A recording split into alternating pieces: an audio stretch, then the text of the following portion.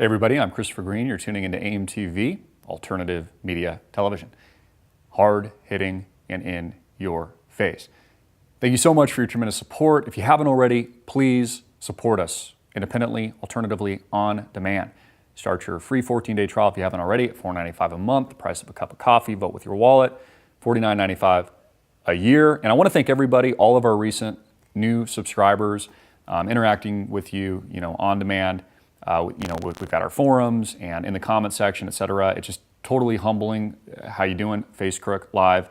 All your support. Just thank you so much. I want to welcome all of our new subscribers. The support is absolutely tremendous, and what a freaking awesome community, right? We are building this underground operation, and it is going mainstream. Demanded by you, price of a cup of coffee, vote with your wallet, $4.95 a month, $49.95 a year. Changes everything, changes the narrative, changes the control that the establishment media has over you, over me, over your children that are sat in front of these screens, whether or not it's a television, although that's kind of ancient now, and now all these social media screens telling your children what to think, how to act, how to be, this social indoctrination. And we just go down the line from media to government to banking to food to medicine.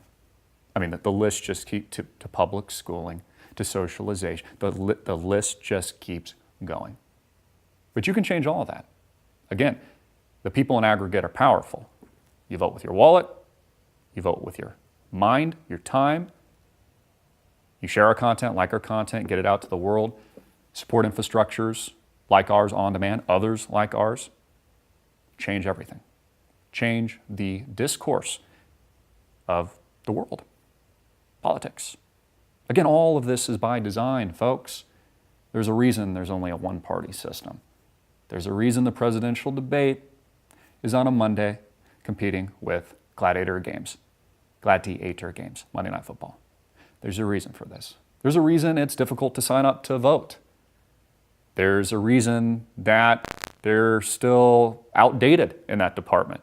And there's all these problems. They don't want it to be an efficient model. They don't want you tuned in.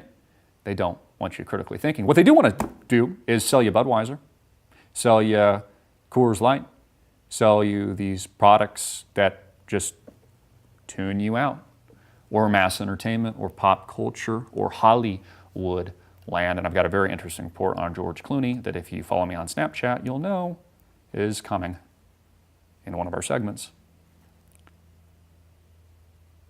I want to talk about the Tulsa police shooting, the staged Tulsa police shooting. And I want to emphasize, I'm not saying that it didn't happen, but it's staged to control the narrative, to impregnate and penetrate your mind and change the discourse of conversation. Take it from the real issues like Hillary Clinton's illness, Hillary Clinton's collapse, her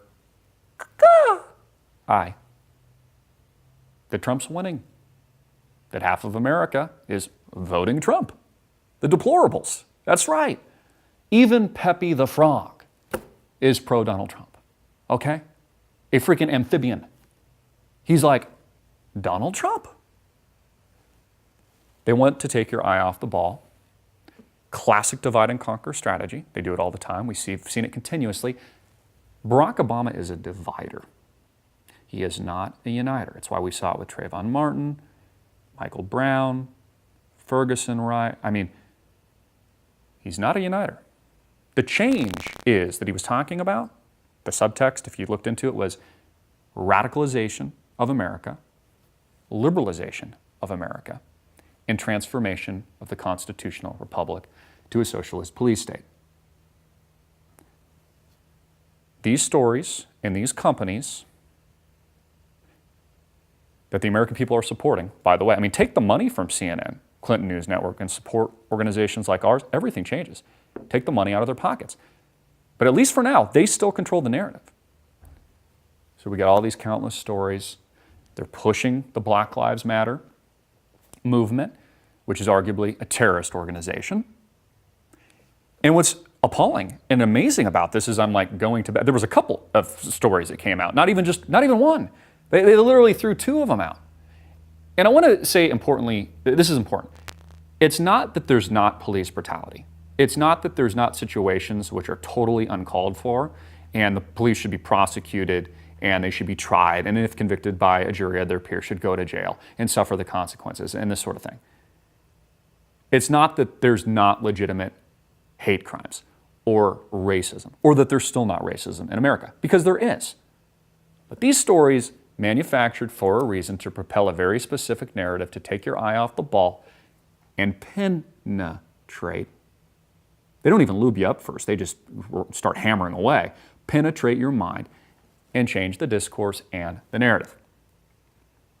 So, which brings me to the Tulsa police shooting, a staged event, which to me, on first impression, actually looked justified. So let's dig into it. From the Clinton News Network, they have different camera angles here. And first, I think we've got the footage. Let's go to the video.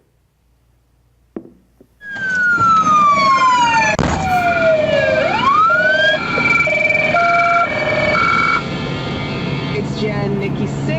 James Hetfield is sitting in with us tonight. Speaking of pleasing your fans and always being their band, do you find it really hard? Which way are they facing? Now? They're facing westbound. I think he may have just been tasered. Shots fired! Mike, I'm going to hit the recorder. This guy's still walking and following commands. Not for taser, I think. Got a feeling that's about to happen. That looks like a bad dude, too, to be honest with you. Which way are they facing? Police 1, they're facing westbound. I think he may have just been tasered. So, tragic event. I'm not discounting that at all. Life lost. It's an absolute tragedy. But again, you need to understand the narrative that the mainstream media is creating. So you have the helicopter guy. I mean, they're even saying like, hey, this guy that looks like bad news, I'm paraphrasing a bit. You got to look at it from the perspective of the police too. They are hated in America today. You've got the Black Lives Matter movement throwing freaking, Molotov cocktails at them in the streets. You have people promoting it in the mainstream like Kaepernick and others. You got to look at it from their perspective too. I mean, there are good cops out there. They're not all bad. I don't personally like that profession per se, and there's a lot of bad apples there, I'm sure. But there's a lot of good people too that are there to protect and serve and do the right thing.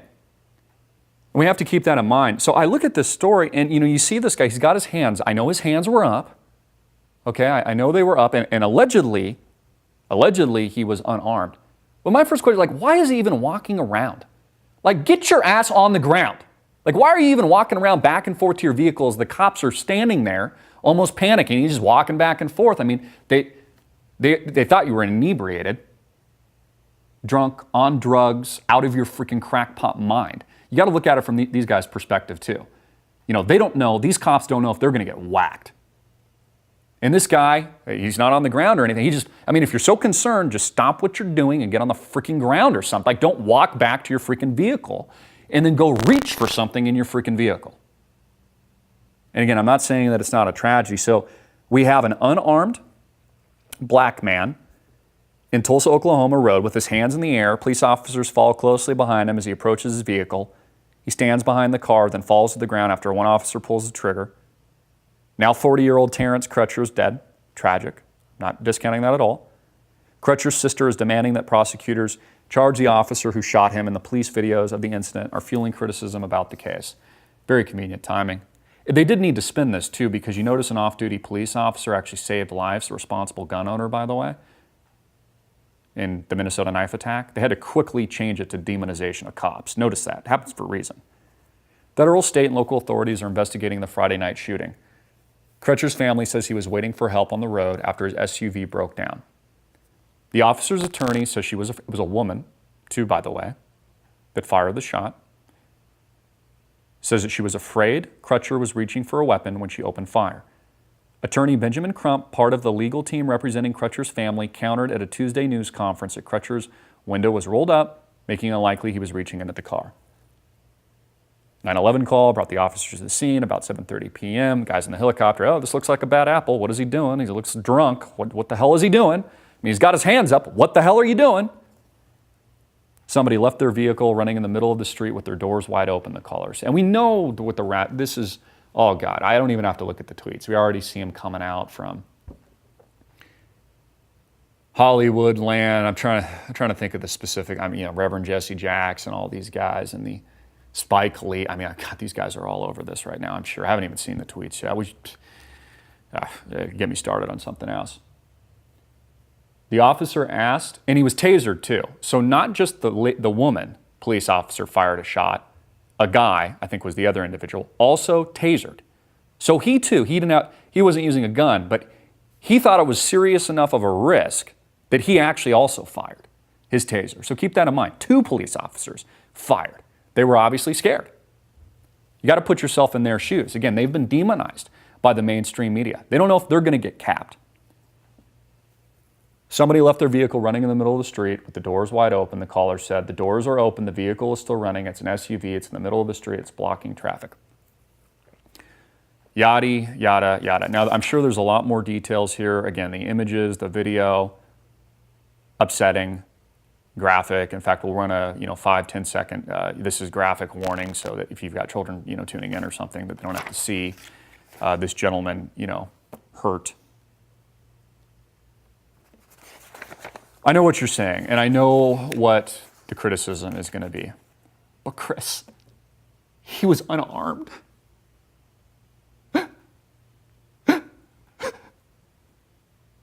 He was unarmed. And he's black. Black lives matter. Okay. Sure, fair enough. You know who was also unarmed? Zokar, Sarnath, the alleged Boston bomber, unarmed. Unarmed! And they opened fire in a martial law police state while he was just chilling, hiding in a boat. And they didn't give him a fair trial. No, they just unloaded, baby.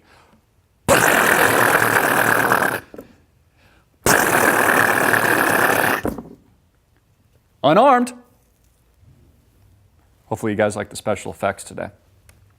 Unarmed.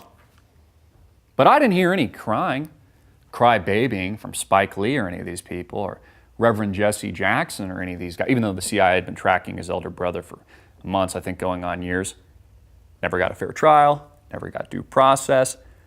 They even were classy enough to shoot him right in the throat, conveniently so he couldn't speak. He's lucky that he didn't wind up dead. Just another unarmed civilian. But again, who gives a crap about constitutional law, your civil rights, your civil liberties? We'll just focus on Kaepernick taking a knee. Unarmed. Like to your thoughts, comments, questions. Again, Zokar. Unarmed. Thanks for tuning in. I'm Christopher Green, Alternative Media Television. Hard hitting in your face. Please support us. Price of a cup of coffee. The real truth. Independent. Completely alternative. Cutting through the bullshit of this mainstream media brainwashing propaganda machine. Start your free 14-day trial today. $4.95 a month is all it takes, folks. Thank you so much. Peace.